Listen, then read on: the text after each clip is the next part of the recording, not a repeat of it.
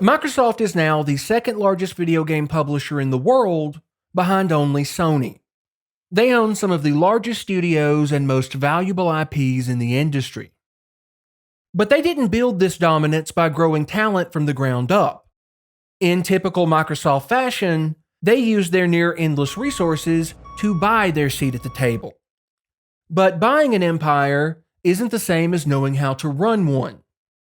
Because despite their resources, despite their ambitions, Microsoft has proven over and over that it has no clue how to manage creative studios. And this isn't new. The signs were clear from their earliest ventures.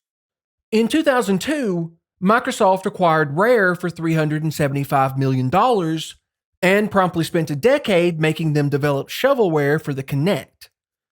They refused to allow Lionhead to work on Fable 4, instead forcing them into experimenting with live service. And they ran Bungie straight into the ground by demanding sequel after sequel until the studio finally bought its own freedom.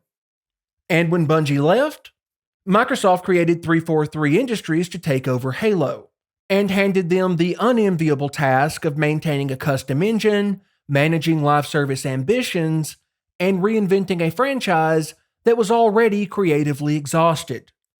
Unsurprisingly, it was a disaster. And unfortunately, the only thing that's changed since is the scale of the problems. After spending the late 2010s and early 2020s buying studios like candy, Microsoft inexplicably started axing them. And this wasn't a financial necessity. It was a consequence of mismanagement. Microsoft expanded faster than it could manage its acquisitions. Its executives, including then Vice President of Xbox Game Studios Matt Booty, admit they were spread too thin. But instead of investing the resources necessary to right the ship, they took the easy route, cutting the teams. That overextension and the incompetence that followed resulted in the closing of incredibly talented studios before they were ever given the chance to shine. Perhaps the saddest casualty of Microsoft's ineptitude was Arkane Austin, the team behind Dishonored and Prey, two of the greatest immersive sims ever made. Arcane wasn't just talented, they were unique. Unfortunately, they were also repeatedly sabotaged. Under ZeniMax, Arcane was forced to pivot into live service development with Redfall, a vampire shooter that never stood a chance. When Microsoft took over, they inherited that mess and made it worse. Rather than cutting losses and letting Arcane return to form, Microsoft doubled down. The game released in disastrous shape and was panned as one of the worst of the generation. Arcane's plan to recover was simple: get back to what they did best.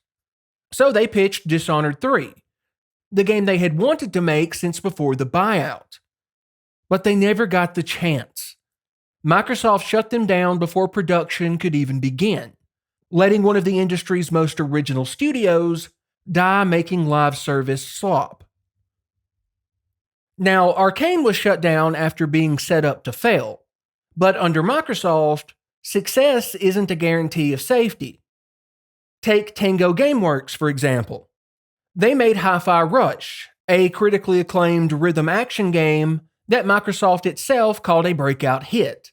It was exactly the kind of project Microsoft claimed to want: a creative, low-budget single-player title that stood out from the crowd. But Tango was closed all the same. And these closings weren't the desperate move of a struggling company trying to make payroll. They were a strategic decision by one of the most profitable companies in the world. At the exact same time they shuttered Arcane and Tango, Microsoft returned $8.4 billion to shareholders in dividends. And to be clear, I'm not faulting them for paying their investors. That's their job. The point is that the studios they bought were just never a priority. And ultimately, the cost of this mismanagement and shifting priorities is paid by average employees. Behind every studio closure are hundreds of lives disrupted. Artists, designers, engineers, all discarded because Microsoft bit off more than they could chew. And this brings us to the current round of layoffs. Microsoft just announced that they are cutting upwards of 9,000 employees and that the gaming division will be hit. Now, they claim these cuts will reduce bloat and streamline management. But if that sounds familiar, it should. They said the exact same thing last time. But the data tells a different story. A Bloomberg analysis showed that during the previous round of layoffs, only 17% of the cuts were to managerial roles. The rest were developers, the people actually making the games.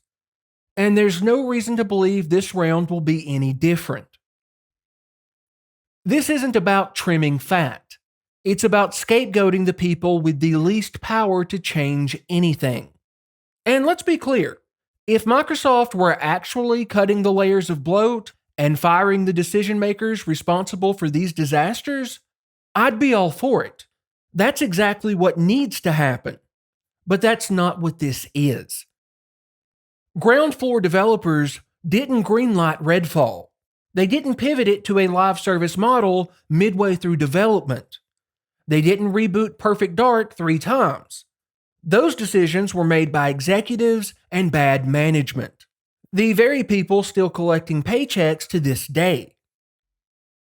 Microsoft hasn't fixed these problems. They've just offloaded the blame.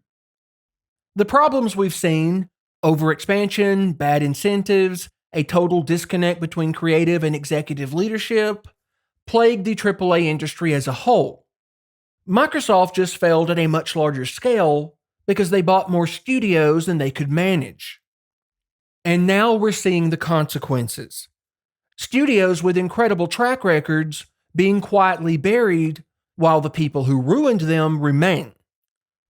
Microsoft says they want prestige, but they shuttered Arcane, arguably the best immersive sim studio on the planet. They claim they want creativity, but they closed Tango Gameworks right after releasing Hi-Fi Rush, one of the most original action games in recent memory. So what do they actually want?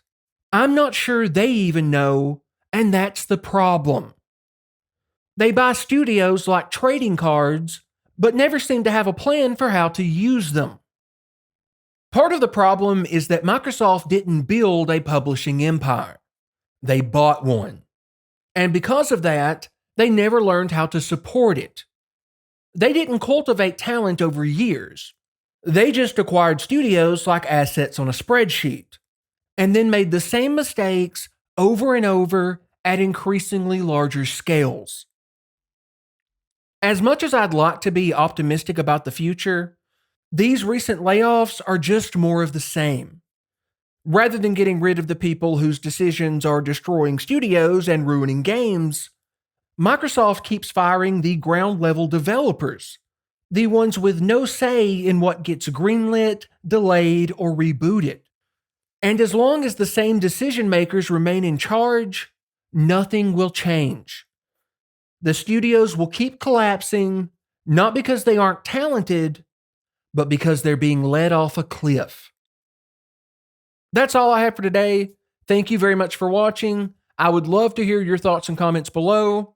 So until next time, thanks again.